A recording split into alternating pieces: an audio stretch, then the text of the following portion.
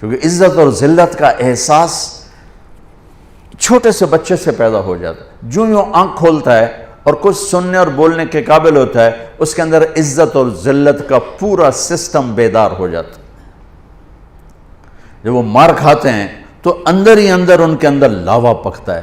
جب وہ 3 سال کے اسکول بھیجے جاتے ہیں اور روتے ہوئے جاتے ہیں تو ان کے اندر ایک نفرت پیدا ہوتی ہے، کیونکہ ماؤں نے اپنی ممتا، اپنی ماں ہونے کا حق ادا نہیں کیا، ان کو اسکول کے حوالے کر دیا. تو وہ مجھ سے چند مائیں کہ تو پھر کیا کریں، اسکول ہی پھر داخلے نہیں ملتے. میں نے کہا تو ہکو صرف یہی سکول رہ گئے تو میرے کو لیا میں 10 سال دا بھی داخل کر لوں گا. ویسے میں نے مذاقاً کہا کتنے اسکول میں آپ نے اسٹیٹس کیوں بنا لیا؟ یہ ماؤں نے اسٹیٹس بنا لیا کہ فلاں اسکول میں میرا بچہ پڑھتا ہے، فلاں اسکول میں میرا. ان کو تمہاری اولاد سے تھوڑا غرض ہے، ان کو تمہارے پیسوں سے غرض. تو عزت نفس لا یقول الخنا عزت. آپ کو ایک واقعہ سناتا ہوں. یہ واقعہ میرے گھر کا ہے، یعنی میں نے کہیں سے سنا نہیں، گھر کا ہے. جب ٹریکٹر نہیں ہوتے تھے تو بیلوں پہ کاشت ہوتی تھی. تو میرا تعلق ایک زمیندار گھرانے سے. 1961 میں سب سے پہلے پورے علاقے میں میرے والد ٹریکٹر لے کر آئے تھے 14,000 کا. تو بڑی ہل ہو گئی بھی میاں لبک 14,000 دا ٹریکٹر لے آئے. 14,000 وہ 1,000 کو نہیں دیکھتا تھا اس وقت. تو 14,000 کا ٹریکٹر، وہ تو سارے دھوم مچ گئی کہ میاں بخش 14,000 دا ٹریکٹر لے لے. تو وہ بیل ہوتے تھے. ہمارے ایک بیل نے چارہ کھانا چھوڑ دیا. تو 1-2 دن تو نوکر نے نوٹس نہیں لیا. تیسرے دن انہوں نے کہا میاں صاحب داند کہتے ہیں ہماری زبان میں، داند جڑا بیل ہے چارہ نہیں، پٹھے نہیں کھا رہا. تو ابا جی نے مرحوم نے بلایا ڈاکٹر. اس نے دیکھا، انہوں نے کہا جی کچھ نہیں، ٹھیک، کوئی مسئلہ نہیں. تو یہ چارہ کیوں نہیں کھا رہا؟ کہا ایک پتہ کوئی نہیں. تو ایک دیسی حکیم تھا ہمارے قریب. تو والد صاحب مرحوم نے گھوڑے پر ایک نوکر کو بھیجا کہ جاؤ اس کو اٹھا کے لاؤ. اس کو لے کر آئے تو اس نے بیل کو یوں دیکھا، کہنے لگا میاں صاحب انہوں پٹھے کون پاندا ہے؟ تو ایک ہمارا نوکر تھا اللہ دتا کسائی، تو اس کو دتو کسائی کہتے تھے. کہا ابا جی نے کہا جی اے ہے دتو، اوے اوریا.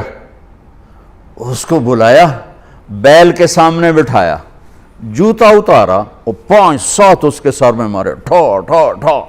کہنا جی پٹھے پاؤ. پٹھے پائے تو وہ کھانے لگا.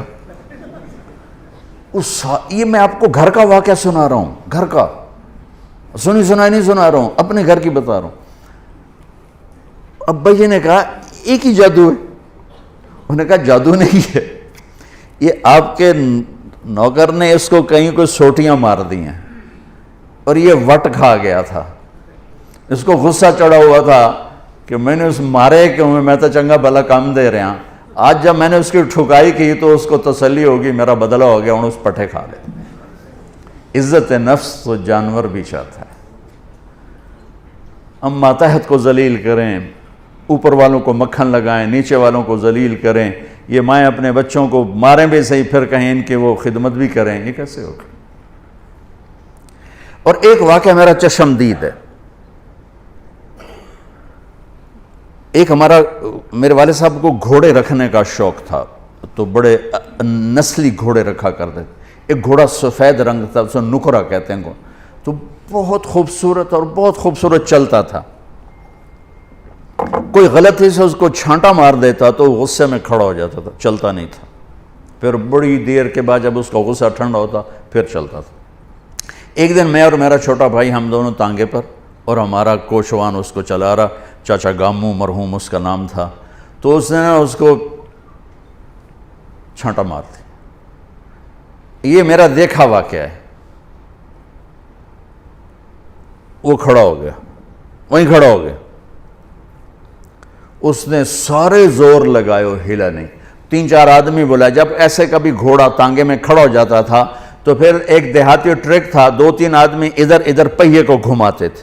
پہیہ گھوم کر جب وہ تانگے کی لگتی تھی نا اس کو ہک اس کے پشت میں ہی پیچھے، تو پھر وہ چل پڑتا تھا.